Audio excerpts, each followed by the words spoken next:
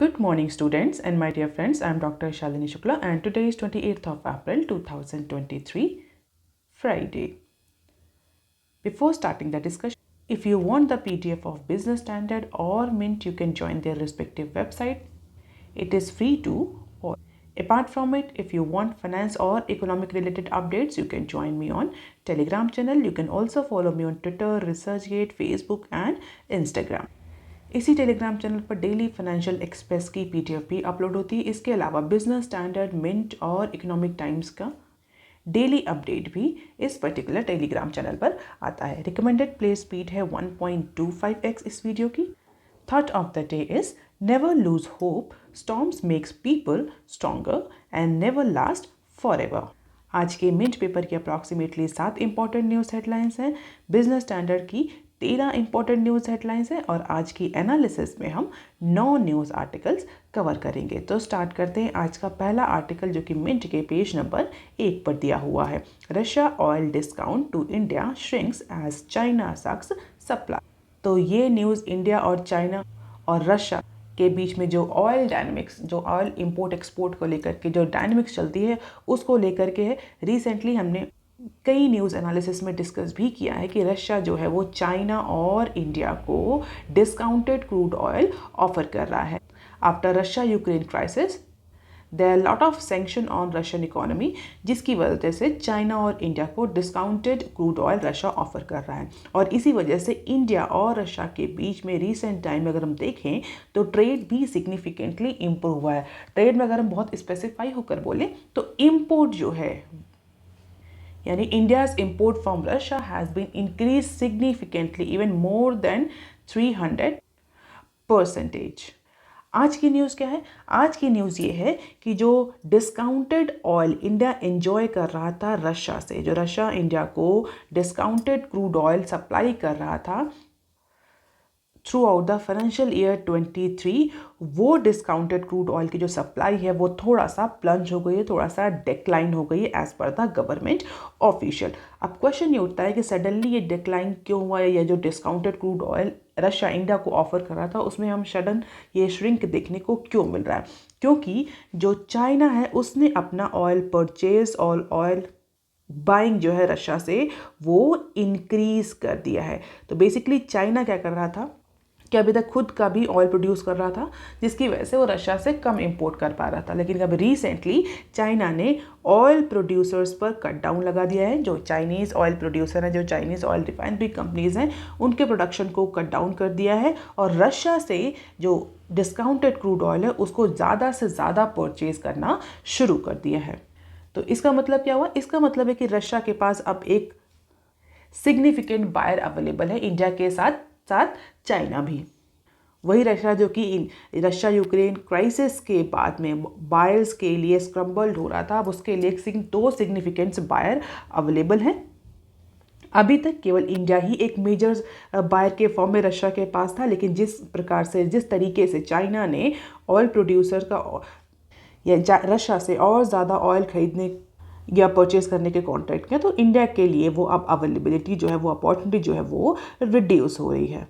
अभी तक इंडिया जो है अप्रॉक्सीमेटली 15 से 20 डॉलर का डिस्काउंट, 15 से 20 डॉलर पर बैरल जो है वो रशिया से डिस्काउंट सिक्योर कर रहा था, जो कि अब अप्रॉक्सीमेटली 10 डॉलर तक पहुंच गया। यानी जो पहले 20 डॉलर जो डिस्काउंट ऑफर हो रहा था वो रिड्यूस होते होते $10 पहुंच गया है पर बैरल। और ऐसा कहा जा रहा है कि कुछ केसेस में तो $5 तक पहुंच गया है as per the government official. क्यों? क्योंकि अब रशिया के पास ज़्यादा बायर्स अवेलेबल हैं। चाइना भी इंडिया के साथ साथ रशिया के लिए अवेलेबल है और चाइना एक सिग्निफिकेंट अमाउंट में, सिग्निफिकेंट क्वांटिटी में रशिया से परचेज कर रहा है, जिसकी वजह से जो discounted crude oil Indian refiners को इंडिया को अवेलेबल था वो अब डिक्लाइन हो रहा है। और रशियन जो ऑयल सप्लायर्स हैं वो कार्गो टू कार्गो जो है वो अब नेगोशिएट कर रहे हैं, क्योंकि उनके पास ज़्यादा बायर्स अवेलेबल है, उनकी जो इकोनॉमिक पावर है, जो बार्गेनिंग पावर है वो इंक्रीज हो गई। अभी तक केवल इंडिया सिग्निफिकेंटली ऑयल बाई कर रहा था रशिया से। तो अभी जो 2 सिनेरियो था उसमें $15 से $20 का डिस्काउंट भी मिलता था डेली टू डेली बेसिस पर। इसके अलावा जो सेलर होते थे वो ट्रांसपोर्टेशन रिस्क भी बेयर करते थे, कि वो इस पर्टिकुलर रिस्क को बेयर करते थे कि जो भी वो ऑयल डिलीवर कर रहे हैं वो डेजिग्नेटेड पोर्ट तक पहुंचेगा, अगर नहीं पहुंचता है तो उसकी जिम्मेदारी ट्रांसपोर्टेशन हाउसेस की या जो सेलर्स हैं उनकी होगी। बट अब क्या है, कार्गो टू कार्गो जो है वो नेगोशिएशन बढ़ गया, डिस्काउंट जो है वो रिड्यूस हो रहा है, $10 पर बैरल से लेकर के $5 पर बैरल तक रिड्यूस हो गया है। And China, being the second largest oil importer, is shutting out all the supply of Russian oil. So let us see how India will actually tackle with this new normal situation. आप देख लेते हैं article number 2 that is given on page number 1 of Mint paper. HUL earnings show rural demand strain.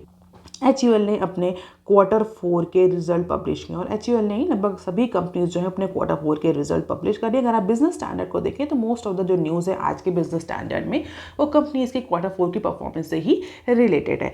तो अभी हम देख लेते हैं HUL की news. HUL stand for Hindustan Unilever limited, तो जो कि इंडिया का largest household good makers है, largest household goods making company है। उसने अपने मार्च क्वार्टर में अप्रॉक्सीमेटली 9.6% का प्रॉफिट में इंक्रीज रजिस्टर किया है। हालांकि जो एनालिस्ट का एस्टिमेट था उससे कम ये परफॉर्मेंस रही है, और एनालिस्ट का ये मानना है कि इन्फ्लेशनरी प्रेशर की वजह से जो डिमांड है वो पेंटअप हुई है, चाहे वो रूरल सेक्टर हो चाहे वो अर्बन सेक्टर। तो अर्बन और रूरल दोनों ही एरियाज़ में डिमांड जो है पेंटअप हुई है, जिसकी वजह से जो एंटिसिपेट था, जो एनालिस्ट का एस्टिमेट था, जो फोरकास्ट था HUL की परफॉर्मेंस को लेकर के, HUL के प्रॉफिट को लेकर के, वो अचीव नहीं हो पाया। अप्रॉक्सीमेटली 9.6% का प्रॉफिट में इंक्रीज रजिस्टर किया है HUL ने।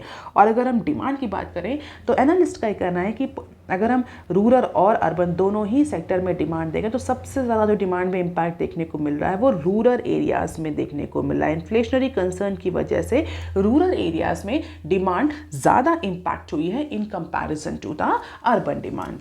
अगर क्वांटिटी की बात करें तो नेट प्रॉफिट HUL का अप्रॉक्सीमेटली 2,552 करोड़ रहा for the first 3 month that is ended on 31st of March. और अगर इसी प्रॉफिट को पिछले साल यानी फाइनेंशियल ईयर 22 के Q4 से कंपेयर करें तो उस समय ये जो प्रॉफिट था वो अप्रॉक्सीमेटली 2,327 करोड़ था।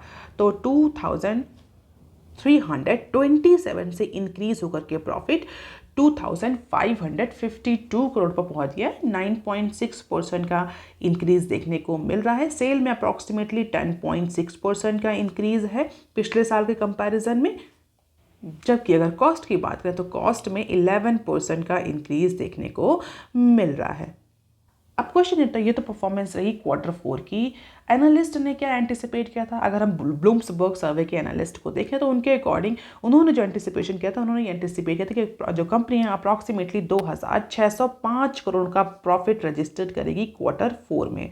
इसके कंपैरिजन में कंपनी ने कितना किया? 2,552 करोड़ का प्रॉफिट रजिस्टर्ड किया, जो कि एनालिस्ट के एक्सपेक्टेशन से कम था। इसका रीज़न, जिस तरीके से इन्फ्लेशन देखने को मिल रही है इंडियन इकोनॉमी में, उसकी वजह से कंज्यूमर डिमांड पेंटअप हो रही है, स्पेशली रूरल एरियाज़ में। इसके अलावा जो कॉस्ट है, रॉ मटेरियल की कॉस्ट है, वो भी इंक्रीज हो रही है।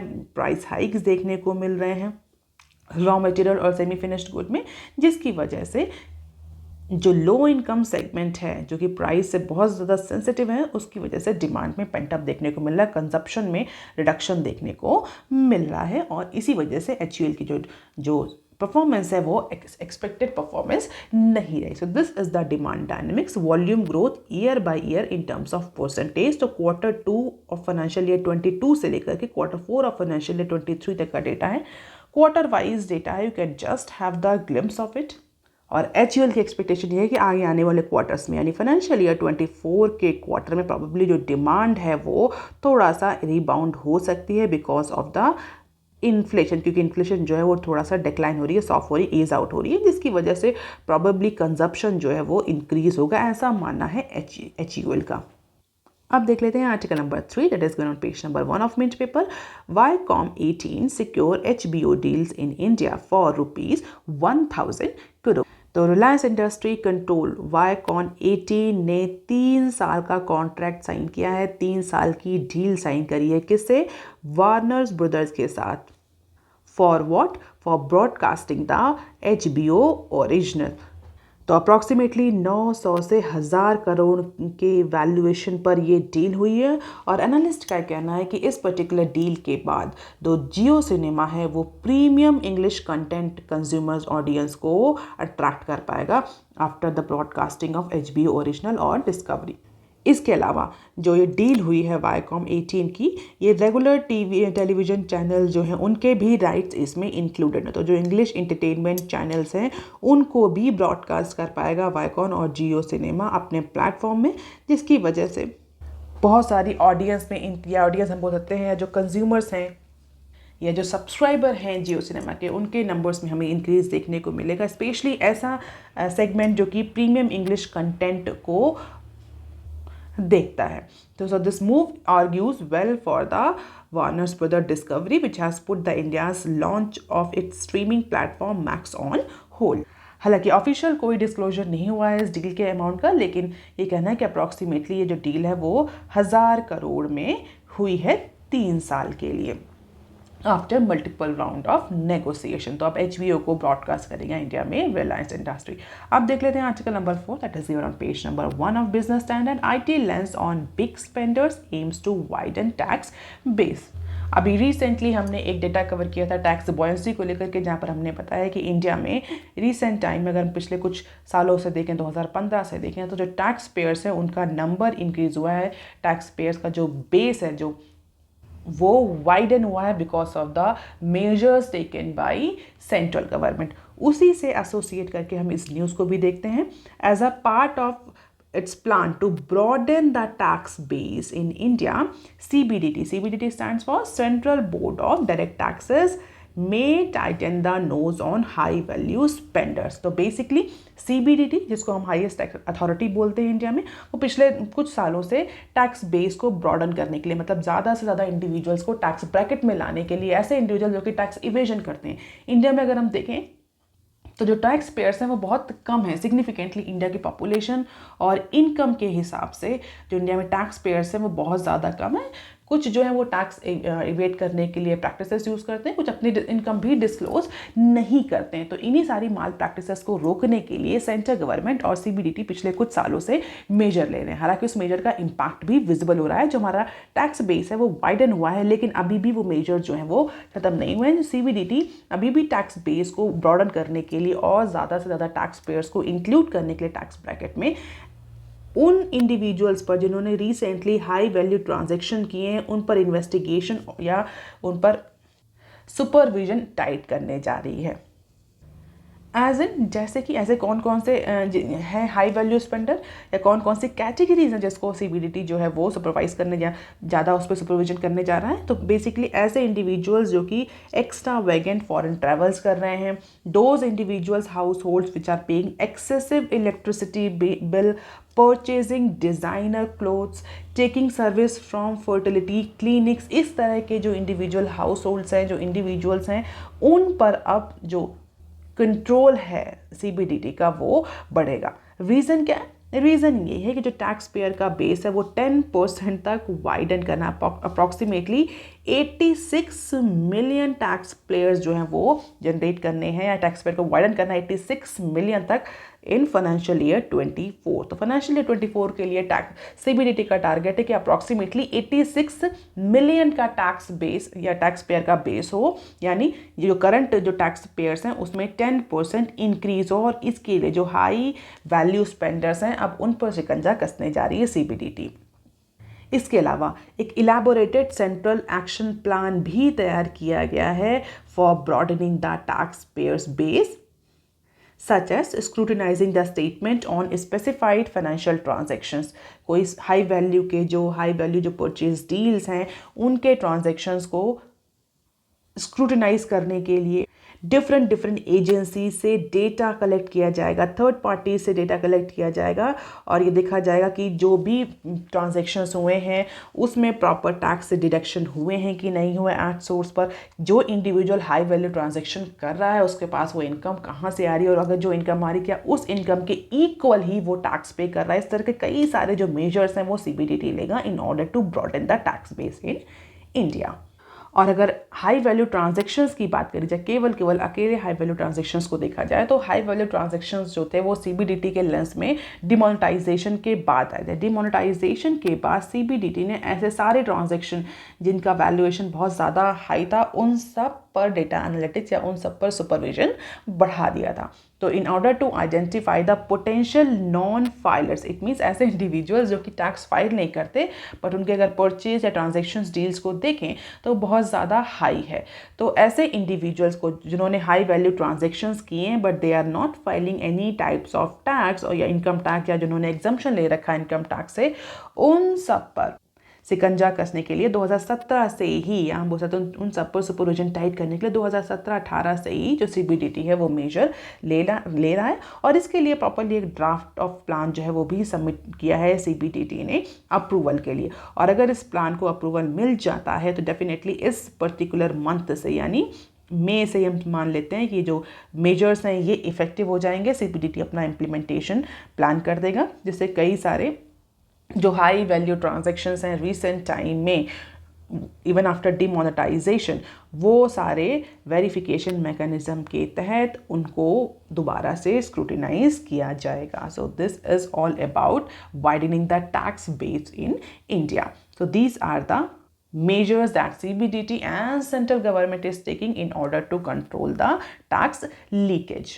और ये रहा ग्राफ जिसे आप देख करके समझ सकते हैं कि पिछले कुछ सालों में 2020 से हम बोले 5 सालों में तो किस तरीके से जो टैक्स बेस है वो ब्रॉड किया है सीबीडीटी ने. ईयर बाय ईयर ग्रोथ है, ये नंबर नहीं है, ईयर बाय ईयर ग्रोथ है. फाइनेंशियल ईयर 22 में 10% का हमें वाइडनिंग देखने को मिली थी टैक्स पेयर्स में. 21 में 10%, फाइनेंशियल ईयर 22 में 8%, 23 6.6, और जो 4 का टारगेट है 24 का, यानी इस पर्टिकुलर करंट फाइनेंशियल ईयर में भी सीबीडीटी ने 10% का टारगेट रखा है कि 10% से हम टैक्स पेयर्स का जो बेस है उसको इंक्रीज करेंगे. So these are the important key measures that CBDT is taking. Obtaining data from DISCOMs, from third party, from DISCOMs, from electricity providers, immigration department, foreign travel expenditure department, बहुत सारे जो department है, specified financial transaction, SFT filing, IVF cleaning, luxury brand retailers, hotels, hospital, इन सब से data collect करना शुरू कर दिया है सीबीडीटी ने. अब देख लेते हैं article number 5, that is on page number 6 of business Standard.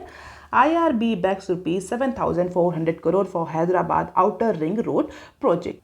IRB infrastructure developers ने थर्सडे को कंट्री का second largest road non monetization जो असेट है वो उसको एक्वायर कर दिया है. तो अप्रॉक्सीमेटली 158 किलोमीटर का Hyderabad outer ring road project जो है तेलंगाना में, उस टेंडर को IRB इंफ्रास्ट्रक्चर डेवलपर, जिनको हम शॉर्ट फॉर्म में IRB इंफ्रा भी बोलते हैं, उस पर्टिकुलर टेंडर को थर्सडे को IRB ने विन कर लिया, ऐसा उसने अपनी फाइलिंग में बताया है. The project is under toll operated transfer, TOT model के तहत ये प्रोजेक्ट है.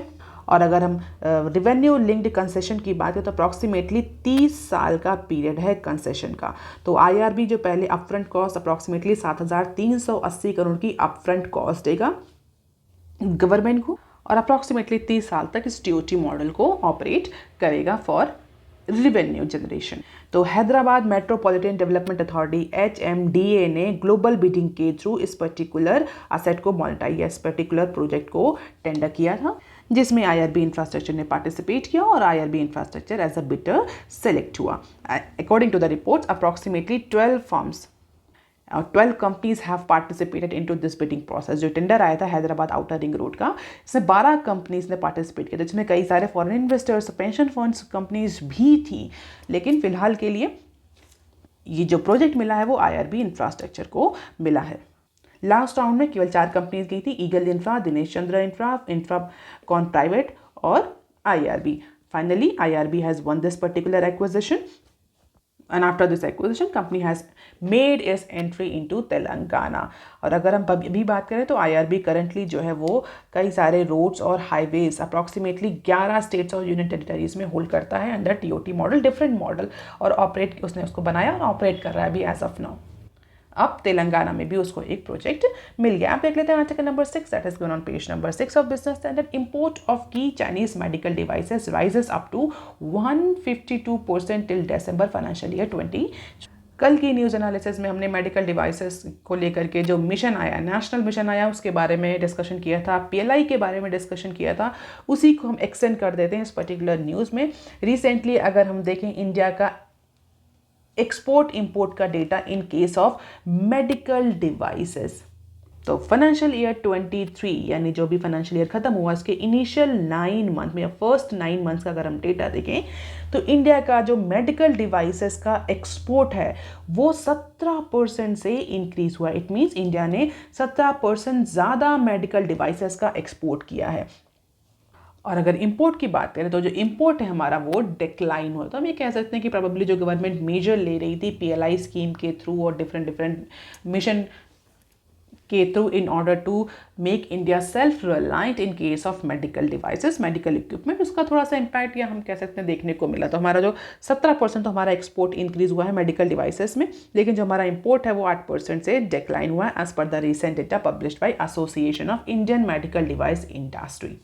लेकिन अगर हम पर्टिकुलरली चाइना और इंडिया का ट्रेड डेटा देखें तो import of 30 medical devices from China has increase from 25% to 152%, यानी जो 30 इंपॉर्टेंट जो मेडिकल डिवाइसेस हैं जिसको हम चाइना से इंपोर्ट करते हैं, अगर उनका इंपोर्ट डेटा देखें तो चाइना से हमारा जो इंपोर्ट है वो 25 से 152% तक इंक्रीज हुआ है in case of these 3 important medical devices as per the data published by Association of Indian Medical Device industry.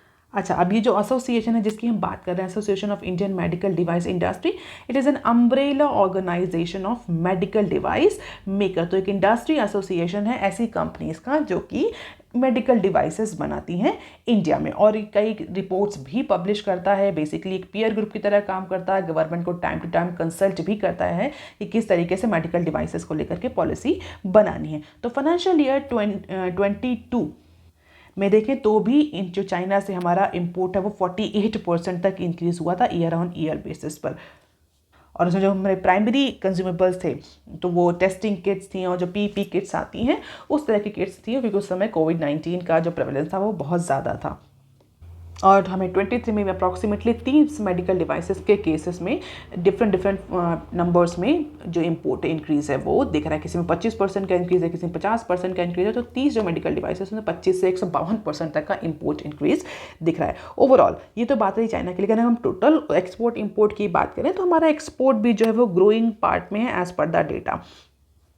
जैसा कि हमने डिस्कस किया कि 17% से हमारा जो इंपोर्ट है वो इंक्रीज़ किया है। तो ये फाइनेंशियल ईयर 23 में 17% से रुके, फाइनेंशियल ईयर 22 में 22% से हमारा एक्सपोर्ट ग्रो हुआ था। अगर इंपोर्ट की बात करें तो इंपोर्ट में हमें फाइनेंशियल ईयर 22 में हमें 41% का इंपोर्ट देखने को मिला था। हालांकि अभी इस फाइनेंशियल ईयर में थोड़ा सा जो इंपोर्ट है वो कम हुआ है in comparison to the last year. अभी रिसेंटली गवर्नमेंट ने नेशनल मेडिकल डिवाइस पॉलिसी 2020 जो है वो अनाउंस करी है, just to boost the local manufacturing and research in case of the medical devices, और जिससे कि जो इंडिया की इंपोर्ट डिपेंडेंसी है वो रिड्यूस हो और इंडिया में एक कंड्यूसिव इकोसिस्टम जो है वो डेवलप किया जा सके for research and development for manufacturing of medical devices, so that India can be the important key partner in case of global supply chain of medical devices. So this is the study dose.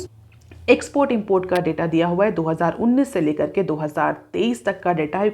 2023 का जो data है वो केवल 9 महीनों का data, initial जो first month है उनका डेटा है, अभी आगे का डेटा अवेलेबल नहीं है। तो you can just have the glimpse of it कि हर साल हमने एक्सपोर्ट इंपोर्ट में कितना इंक्रीज किया है।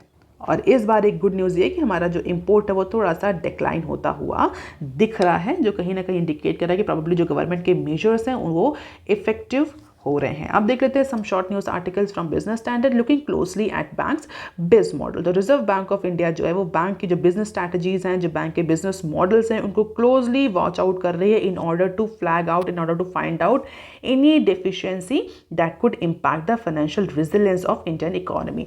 किसी भी इकोनॉमी के लिए, किसी भी इकोनॉमी के स्ट्रेंथन होने के लिए उसका स्ट्रॉन्ग बैंकिंग सेक्टर या स्ट्रॉन्ग फाइनेंशियल सेक्टर जो है वो बहुत ज़्यादा इंपॉर्टेंट है।